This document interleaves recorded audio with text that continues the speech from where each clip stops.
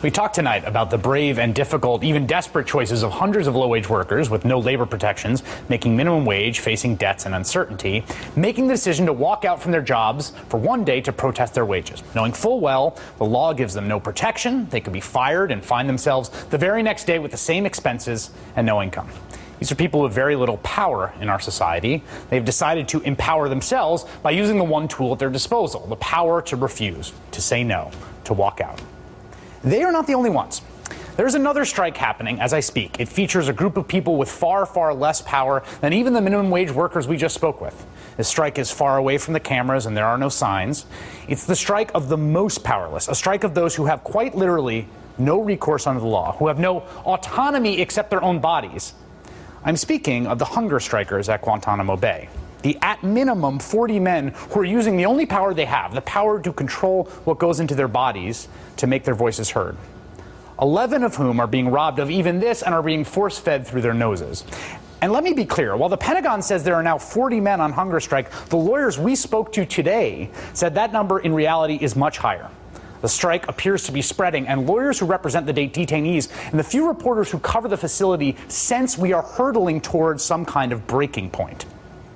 Now, of the 166 detainees left at Guantanamo, over half of them have already been cleared for release, meaning the government does not have a case against them and does not think they pose a threat to the United States.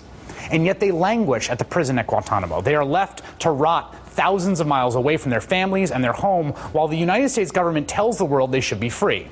And so these men, after a decade of imprisonment, have resorted to starving themselves, like they have in 2005 and 2006 and almost every year since.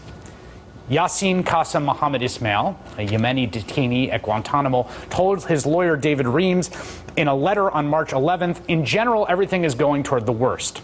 I believe I'm going to die in this hunger strike, and this might be my last letter, or today is probably my last day in this world." Barack Obama recognized Guantanamo as a stain on the national honor, a moral abomination, an insult to our laws, and an unsustainable policy in practical terms. It is a rallying cry for our enemies. It sets back the willingness of our allies to work with us in fighting an enemy that operates in scores of countries. By any measure, the costs of keeping it open far exceed the complications involved in closing it. But I want to be very clear that our goal is to construct a legitimate legal framework for the remaining Guantanamo detainees that cannot be transferred. And he did, to his great credit, try to close the facility, only to be met by the most craven of political opposition from Republicans and then fellow Democratic members of Congress. But faced with that opposition, he and the Democrats, and frankly, all of us as citizens, have fallen into accepting complacency. 4 years after Barack Obama signed his ill-fated executive order to close the prison, it remains fully open and operational, more so than it was when he took office. It is, after all, very easy not to think about 166 men locked up thousands of miles away. But the status quo in Guantanamo Bay, where we keep people locked up for no reason other than we don't know what to do with them, that cannot go on. And yet it does. And while there are genuinely hard questions on Guantanamo and what to do with some of the detainees, there are some easy ones too. The dozens of men who have been cleared by the United States government for release should be released immediately, should be paid restitution, and offered legal residence in the United States. If that sounds radical, and I know it does, or outside the boundaries of political feasibility, I would say this. I would say that shoving tubes up the noses of men a few times a day to force them to stay alive in our prisons, even though we readily admit we have no reason to continue to do so, is pretty damn radical too.